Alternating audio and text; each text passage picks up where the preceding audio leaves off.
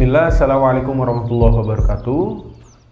Alhamdulillah, kembali lagi kita bersama saya Muhammad Rizky Firdaus dari JR Law Firm.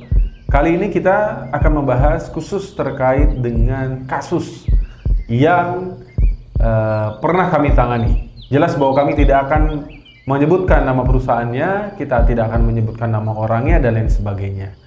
Murni bahwa video ini kami buat untuk edukasi bersama agar kejadian-kejadian seperti ini tidak terulang oleh Bapak Ibu para pencari keadilan.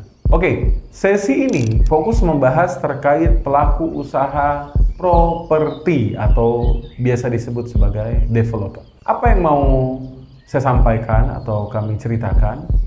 Bahwa kasusnya adalah dampak dari tidak adanya standar operasional prosedur atau SOP kepatuhan hukum di internal perusahaan. Jadi, Bapak Ibu para pelaku usaha properti, SOP kepatuhan hukum di internal perusahaan itu kami sampaikan wajib ada. Kenapa? Karena kami telah menangani salah satu kasus pihak developer, dia dilaporkan, bahkan disomasi, bahkan akan digugat karena di internal perusahaannya tidak ada SOP kepatuhan hukum. Apa yang dimaksud dengan SOP kepatuhan hukum adalah aturan yang dibuat oleh pada ruang RUPS ya, Rapat Umum Pemegang Saham, dipimpin oleh jajaran pengurus, dalam hal ini adalah Direktur Utama, terkait surat keputusan yang akan keluar dari Direktur Utama terkait pengaturan di internal perusahaan. Hubungan para direktur, hubungan direktur atau pengurus dengan pemilik saham atau pemegang saham, hubungan pengurus dengan internal atau stakeholders yang ada di internal perusahaan seperti misalkan HRD, supervisor, dan lain sebagainya. Kenapa? Karena kalau kita lihat produk properti sampai dimilikinya, sampai beralihnya produk ini ke tangan konsumen, prosesnya tidak sebentar. Kita tahu bahwa ada proses yang namanya proses pengajuan perizinan teknis, seperti permohonan IPPT ke DPMPTSP, sampai akhirnya diuji layak, sampai akhirnya terbit, misalkan PBG-nya, kita juga mengajukan ke Badan Pertanahan Nasional, Kabupaten Kota, sampai keluar suratnya, dan akhirnya dipecah lalu dibangun. Prosesnya tidak sederhana dan juga bukan tidak ada kepastian, ini memiliki kepastian tapi membutuhkan waktu yang lama sebuah produk properti sampai ke tangan konsumen. Kembali ke dalam kasus ini, jadi kami menerima kasus ini sebuah developer perusahaan, dia dilaporkan terkait dengan dugaan maladministrasi di internal. Ada hak-hak konsumen yang belum dapat terrealisasikan, dalam hal ini adalah surat menyuratnya. Akhirnya, karena aktiva dan pasiva itu dipegang oleh Direktur Utama sesuai dengan Undang-Undang 40 2007, maka Direktur Utama ini dilaporkan ke kepolisian. Kita dalam sesi video penjelasan sebelumnya menerangkan bahwa Direktur Utama bertanggung jawab kalau kesalahan ini bersifat pribadi, maka dia bertanggung jawab secara pribadi.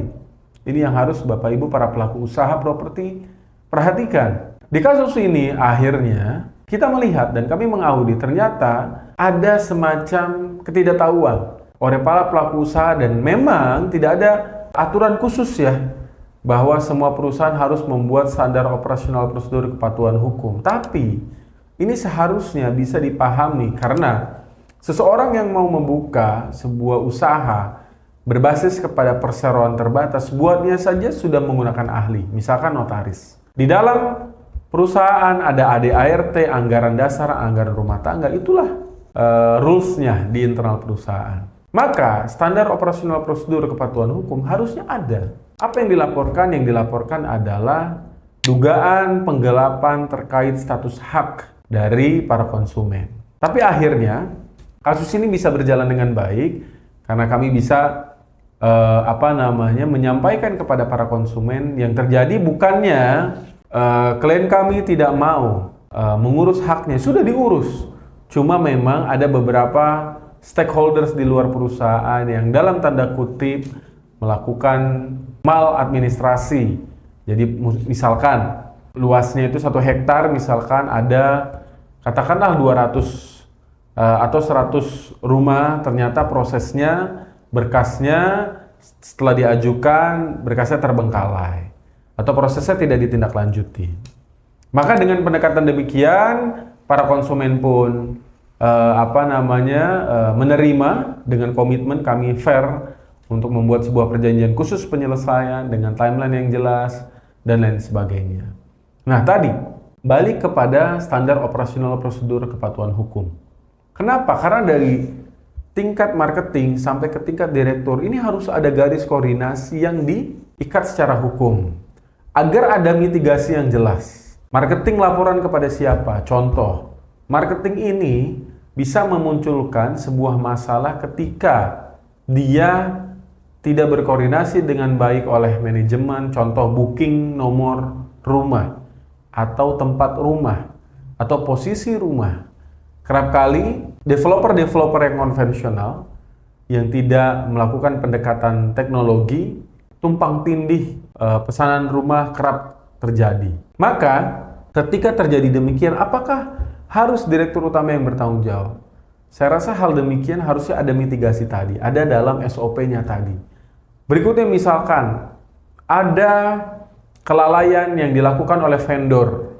Misalkan dalam hal ini adalah kontraktor ataupun orang yang memiliki atau sebagai mitra kerjasama melakukan pembangunan.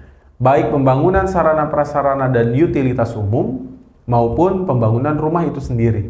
Kalau misalkan ternyata si pihak ketiga ini melakukan kesalahan, apakah direktur utama di sebuah perusahaan ini juga harus bertanggung jawab kepada konsumen? Saya rasa tidak. Tapi ketika hal itu tidak dilakukan, maka seluruh aktiva dan pasiva di perusahaan ini menjadi tanggung jawab si direktur utama, Bapak Ibu para pencari keadilan. Nah ini yang harus diperhatikan untuk Bapak Ibu para pelaku usaha properti. Lalu berikutnya, contoh berikutnya adalah juga terkait dengan mekanisme pembayaran. Kami juga tidak satu dua menerima konsumen, akhirnya kami berhadapan dengan developer yang dimana ternyata ada beberapa pembayaran, anggaplah misalkan termin cash secara bertahap. Terminnya ini ternyata tidak terregistrasi, tidak terrekap dengan baik di perusahaan. Pada saat kami lihat datanya, ternyata datanya menjelaskan transfernya itu adalah transfer ke rekening pribadi. Hal yang demikian juga harus diatur bahwa kegiatan seluruhnya terkait produk perusahaan properti harus melalui satu pintu rekening yang diatur, yaitu misalkan rekening perseroan terbatas, bukan rekening pribadi. Tapi jika tadi hal ini tidak diatur, lagi-lagi direktur utama bertanggung jawab. Maka perusahaan-perusahaan developer properti yang besar, mereka pasti punya sistem yang baik. Tapi kami juga melihat ada perusahaan besar yang tidak memiliki manajemen yang baik atau tidak memiliki SOP kepatuhan hukum yang baik. Begitu juga dengan developer menengah dan developer kecil. Kerap kali kami menemukan karena menganggap alur bisnisnya singkat, tidak terlalu panjang, lahan yang digarap pun tidak terlalu besar, maka SOP kepatuhan hukum ini tidak dibuat. Lagi-lagi bahwa ganti kerugian dalam hukum perdata di Indonesia itu turun kepada semua ahli waris kita yang melakukan kegiatan usaha. Jadi harus tepat melakukan analisis hukum, kegiatan hukum di sebuah perseroan terbatas di bidang properti. Jika Bapak Ibu tidak mengerti dan tidak memahami bagaimana cara membuat SOP kepatuhan hukum, maka jangan sungkan untuk berdiskusi dengan kami karena kami memiliki divisi khusus yaitu properti dan pertanahan. Demikian yang dapat kami sampaikan, kurang lebihnya mohon maaf. Assalamualaikum warahmatullahi wabarakatuh. Barakallahu fikum.